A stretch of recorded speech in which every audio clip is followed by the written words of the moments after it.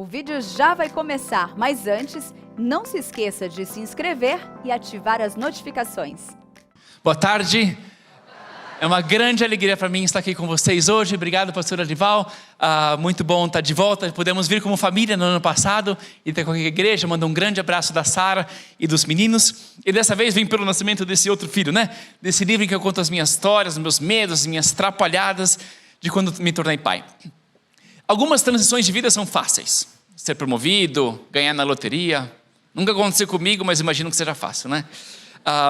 Mas quando chegou a minha vez de me tornar pai, eu percebi que eu não estava pronto. Eu tinha medo de novas responsabilidades. Dúvida se estava chegando cedo demais. Ressentimento de ter a minha esfera pessoal ser invadida por uma pessoinha. Culpa de não ser o homem generoso que eu gostaria de ser. E vergonha de sentir tudo isso. Eu ainda me lembro quando eu estava deitado no sofá de casa, lendo um manual para grávidas que a Sara estava lendo. Tinha uma sessão que explicava como os pais podiam ajudar, né? Aí eu falei, estava tentando entender lá. Eu vi a Sara ofegando, abri a porta do nosso apartamento e ela estava subindo as escadas do prédio. Eu falei, o que você está fazendo? Ela falou, não aguento mais. Ouvi falar que subir as escadas do prédio ajuda a chegada do parto. Eu falei, é? Quantos andares você está fazendo? Ela falou, 33. Eu falei, 33? Ela você quer me dizer alguma coisa? Eu falei, eu estava lendo esse manual, parte para os pais, mas é muito difícil, não sei se vou lembrar tudo isso. Ela me olhou nos olhos e falou, você está reclamando da sua parte? E a minha?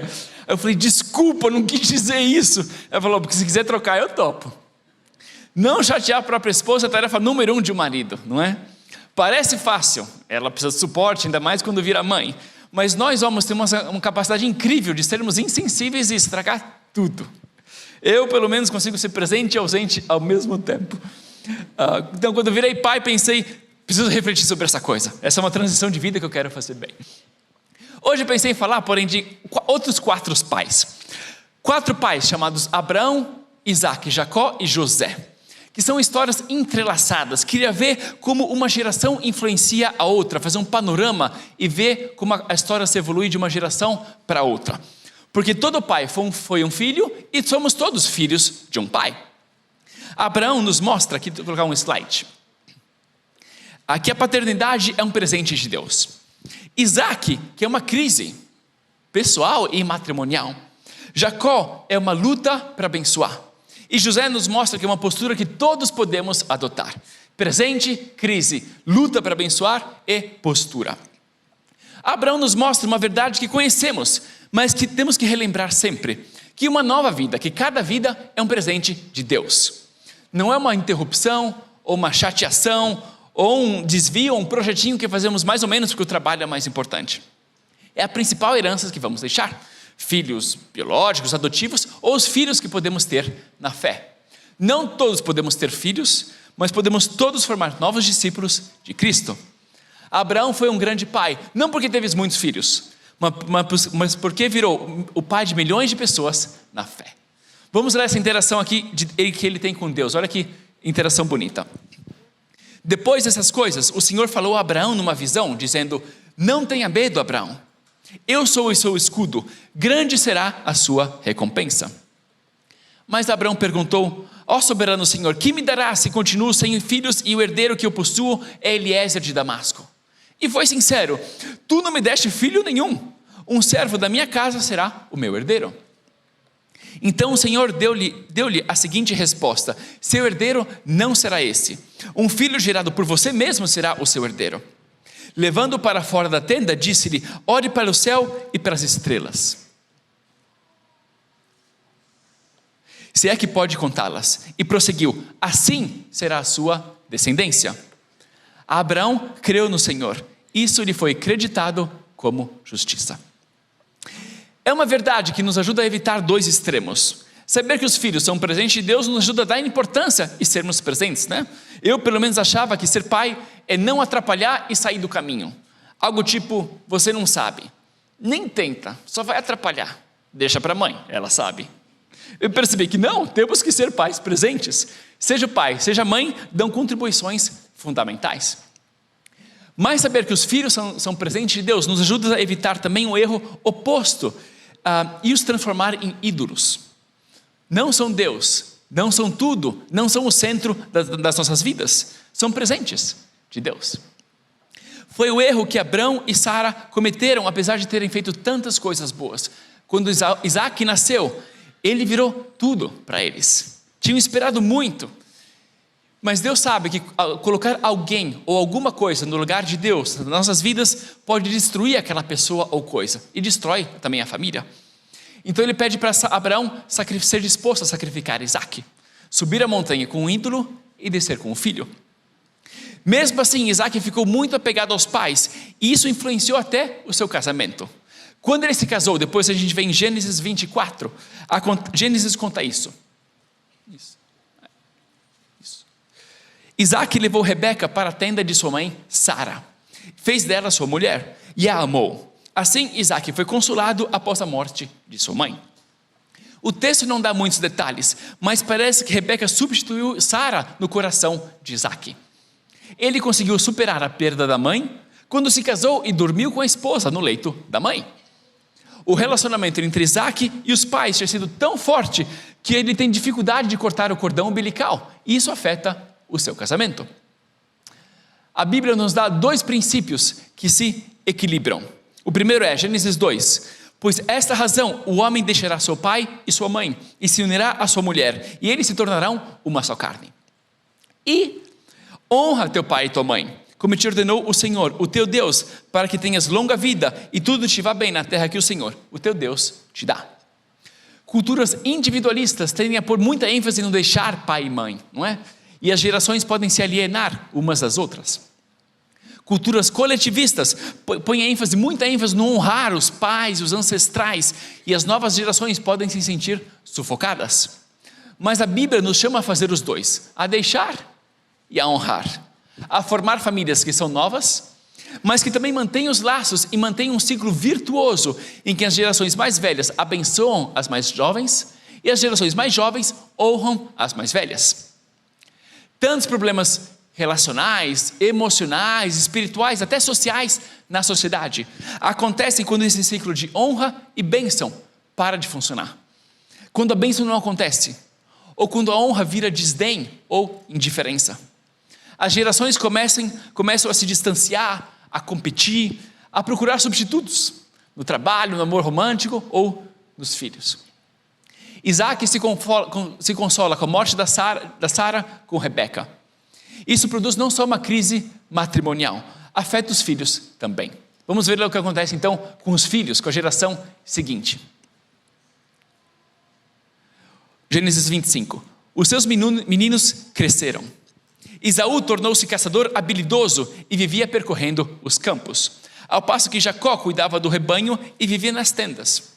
Isaac preferia Esaú, porque gostava de comer de suas caças. Rebeca preferia Jacó.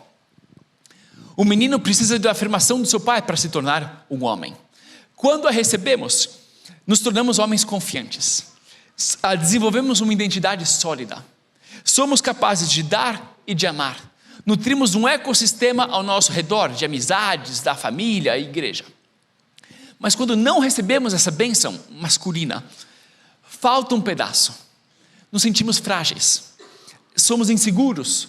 Somos omissos. Procuramos essa aprovação em conquistas profissionais, românticas, e acabamos usando as outras pessoas, até as outras mulheres, em vez de honrar as mulheres. Isaac amava Esaú, mas Rebeca amava Jacó. Esaú recebe o amor do pai e se torna um caçador habilidoso, um ideal de masculinidade da época. A Bíblia fala que ele era bem peludo também. Lembra do filme da Bela e a Fera? Daquele personagem do Gaston? O bar cheio de homens exaltando a masculinidade do Gaston. Eu me lembro, pelo menos na minha infância, um filme que me marcou na época. Deixa eu colocar a imagem dele. E a música que os homens cantam era mais ou menos assim: ninguém vence o Gaston, ninguém enche o Gaston, numa briga ninguém morde mais que o Gaston. Ele é forte, ele é tão musculoso. Tem um muque para dar e vender, ele canta. Seu defeito é ser orgulhoso, verdade, eu sou todo peludo, não vou esconder. Esaú era o Gaston da antiguidade. Peludo, um caçador que era amado pelo pai. Jacó tem o amor da mãe, mas sente falta do pedaço do pai. e fica no ambiente tradicionalmente infantil e feminino e infantil das tendas. Os filhos crescem desse modo. E a rivalidade entre os irmãos, alimentada pelo favoritismo dos pais, chega a um ponto em que ela estoura. Quando Isaac quer transmitir a sua bênção a Esaú antes de morrer, a disfuncionalidade da família é tão grande que Jacó trama com Rebeca para enganar Isaac e roubar a bênção de Esaú. Um teólogo comentou que nesse capítulo não há diálogo entre toda a família, mas só entre Isaac e Esaú, Jacó e Rebeca, Isaac e Jacó disfarçado de Esaú, aí depois Isaac e Esaú e assim por diante, esses pares. Jacó rouba a bênção do irmão e foge para um outro país. Ali tenta reconstruir a sua vida. Se apaixona, parece um começo lindo.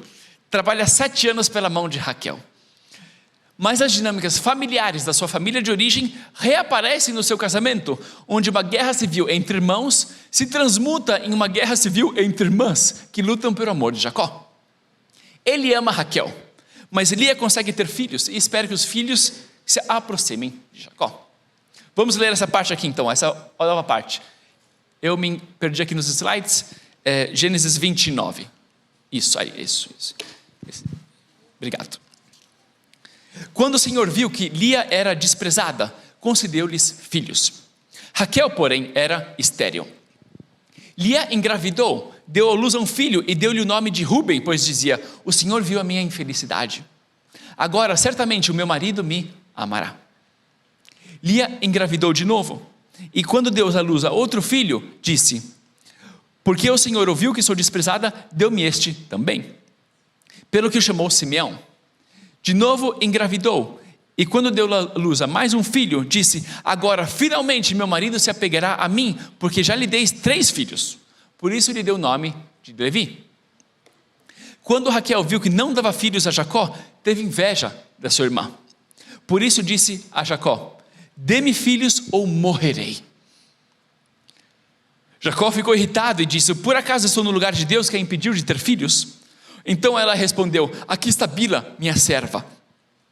Deite-se com ela, para que tenha filhos em meu lugar, e por meio dela eu possa formar uma família. Por isso ela deu a Jacó sua serva Bila por mulher. Ele deitou-se com ela.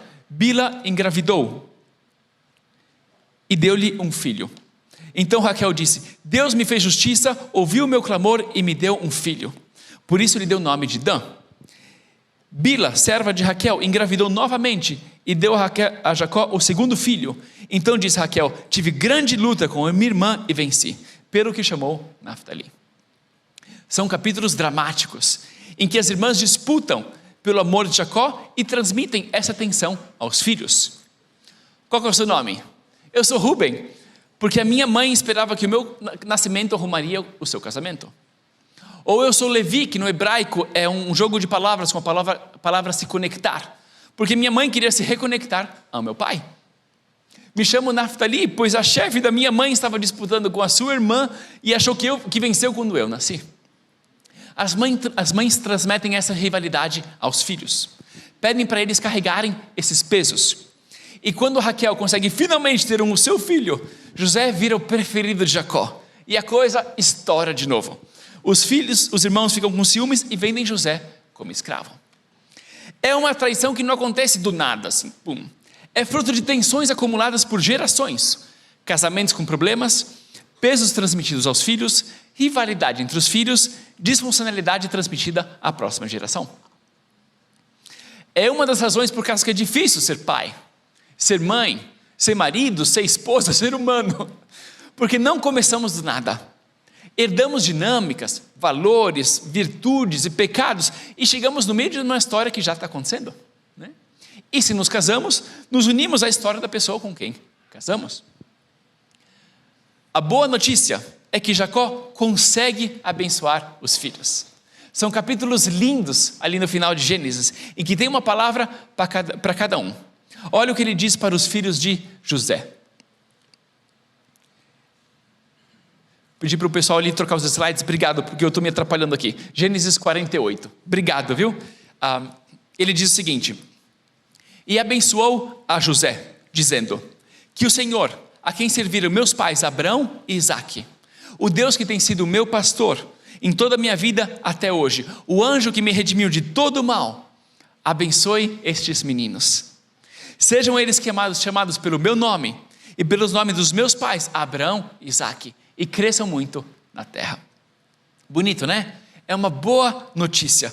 Ele consegue, transmite a sua bênção aos filhos e aos netos. A má notícia é que isso acontece bem tarde, no leito de morte, quando eles já eram adultos e pais. Na fase crucial em que mais precisavam, quando eram crianças, Jacó está perdido, a cabeça dele está em outra. As esposas dão os nomes aos filhos sozinhas, sem a participação de Jacó. Em nenhum momento ele senta com todo mundo e fala: gente, a nossa família não está bem, vamos procurar ajuda. As interações mais significativas que ele tem ali naqueles capítulos, na verdade, são com o sogro. Não tinha recebido a bênção do pai, então fica preso em disputas do mundo masculino e do trabalho, é alienado em casa e não transmite a sua bênção aos filhos. Em vez de ser uma fortaleza para os filhos, está em outra, procurando a sua segurança no trabalho e na aprovação de outros homens. É uma luta transmitir essa bênção. Muitas vezes passamos a vida inteira tentando obtê-la para nós e não realmente estamos ali para os outros, para dar para os outros. Jacó consegue abençoar no finalzinho. Mostra que é possível, mas que é uma luta também. E isso é uma boa notícia. Porque se é uma luta para você, saiba que é normal. É uma luta abençoar.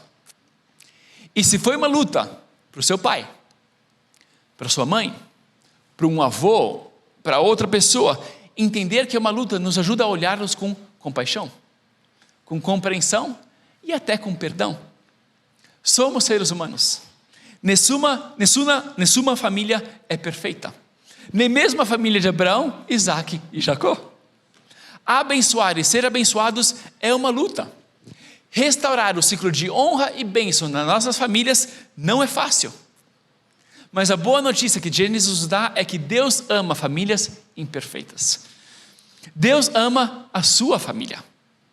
Deus ama os seus pais. Deus ama o seu casamento. Deus ama os seus filhos. Deus te ama. Nós cremos no Deus de Abraão, Isaque e Jacó. Era uma família muito imperfeita, mas com a ajuda de Deus conseguem. Abraão exagera, mas descobre que Isaque é um presente de Deus. Isaque tenta abençoar, mesmo que de modo parcial. Jacó consegue no final. E José nos mostra que é uma postura que todos podemos ter, até para os nossos irmãos. Anos depois, quando eles se reencontram no Egito, José tem dificuldade de perdoar os irmãos. Tinham destruído sua vida. Mas no final, ele consegue dizer isso. Vamos ler ali, Gênesis 50. José, porém, lhes disse: não tenham medo. Estaria eu no lugar de Deus? Vocês planejaram o mal contra mim, mas Deus o tornou em bem, para que hoje fosse preservada a vida de muitos. Por isso, não tenham medo. Eu sustentarei vocês e seus filhos. E assim os tranquilizou, ele lhes falou amavelmente. José perdoa os irmãos. Reconhece o mal que tinham feito, mas depois o bem que Deus fez depois. E adota uma postura paterna e abençoa os seus irmãos e sobrinhos. É o que todos podemos fazer, nutrir o ciclo de bênção e honra, aonde formos, dentro e fora da família. Para concluir então, eu queria falar de 3 verbos que nos ajudam a responder a tudo isso, que são entender, receber e transmitir. Temos que fazer o possível para tentar entender a nossa história, né? A herança emocional e espiritual que recebemos. Podemos ativar esse processo de reflexão em vários momentos das nossas vidas. Para mim aconteceu quando eu virei pai e percebi que não estava pronto. Podia dar de comer, pôr para dormir e levar para o parquinho. Mas a parte mais humana, transmitir essa bênção de pai, ali eu queria melhorar. O segundo verbo é receber. Receber de Cristo e do corpo de Cristo. O que recebemos, o que não recebemos ou recebemos em parte. Que seja afirmação, bênção, ensino, sabedoria, fé, adoção. Em Cristo não somos órfãos, nos tornamos filhos do Pai. Paulo escreve em Romanos: pois vocês não receberam um espírito que os escravize novamente, para novamente temerem, mas receberam um espírito que os adota como filhos, por meio do qual clamamos: Abba, Pai. O próprio Espírito testemunha ao nosso espírito que somos filhos de Deus. Você não é um órfão. Abandona a mentalidade de órfão. Você é um filho. Você é grande porque você tem um pai. Você é abençoado porque você tem um pai. Você pode abençoar porque você tem um pai. E depois, entender, receber e aí transmitir.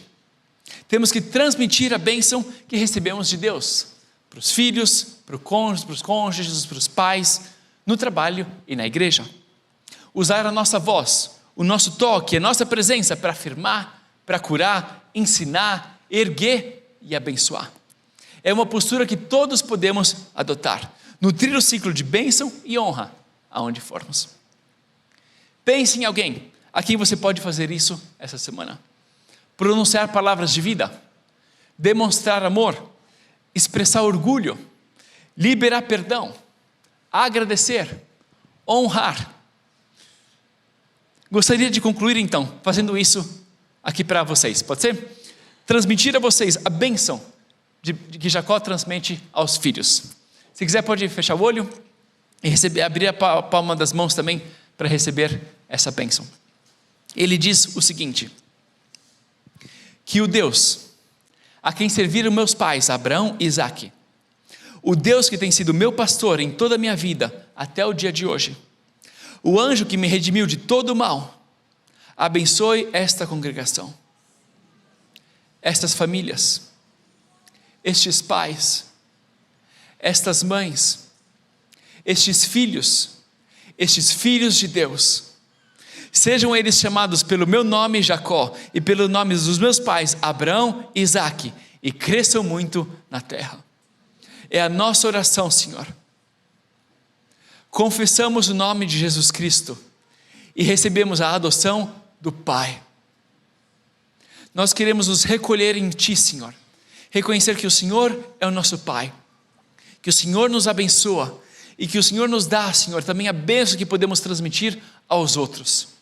Ajuda-nos, Senhor, a fazer isso fielmente, a transmitir esse amor, Senhor, a transmitir essa fé.